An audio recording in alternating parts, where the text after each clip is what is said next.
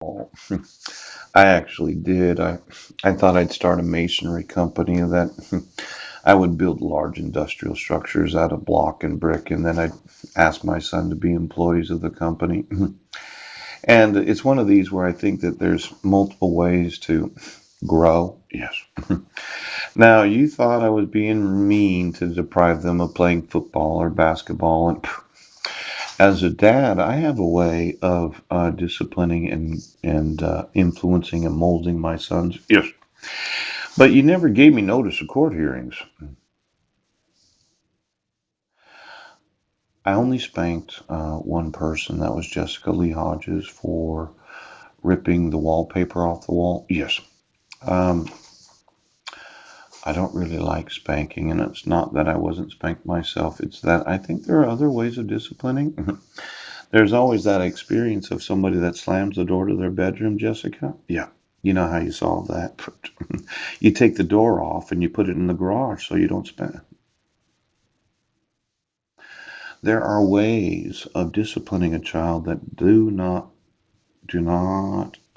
actually, it doesn't actually involve any physical pain.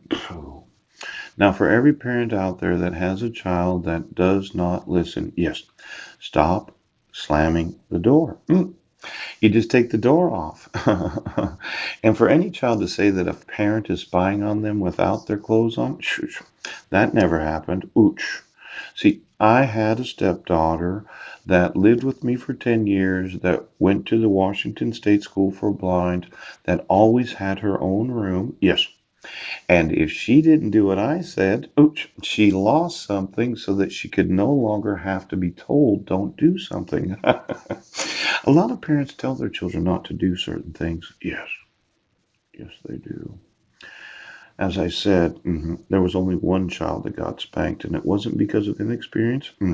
I was married at 30 years old. I wasn't 16 when I conceived Jessica right now. I was a 30-year-old man that was a financial consultant at Washington Mutual. And I was college educated, and I had traveled the world, and I spoke different languages, and I was not one of these imbeciles that have no fucking idea what they're doing. Now, this home, yes, I'm going to want to design these. And the garage seems to be a big deal. Yes. Maybe Heidi remembers when Maximilian fell off the bunk bed because I was at New Hope Church helping them do their fall cleanup for the church. And this guy, Philip, approached me and he said, "Well, your wife just called and there's an emergency. Your son fell off his bed. Poop." And I thought, oh my gosh, we were living in Vancouver. Do you remember that, Heidi? Yes.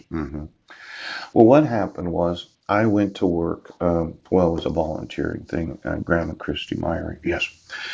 And this guy, Philip, that was at the church, he said, well, uh, you need to go home just because this happened. So I walk in the house, and my son Maximilian's teeth were bleeding. Poop. And I look at him, and then Heidi's kind of in that, oh my gosh, he fell off the bunk bed. And I looked at it. Yes. And I said, he fell off the bunk bed. Poop. He had problems with his two front teeth. I'd taken him to a dentist because they were rotting. Yes. Well, it turns out that I just grabbed the two front teeth and they pulled right out. It's as if God wanted him to fall off the bunk bed to knock his two front teeth out while I wasn't there, so that Maximilian wouldn't have to go to a dentist to have them removed. Pooch! Saved me about $5,000 because I'd taken him to multiple dentists to find out exactly what it would cost to have them removed.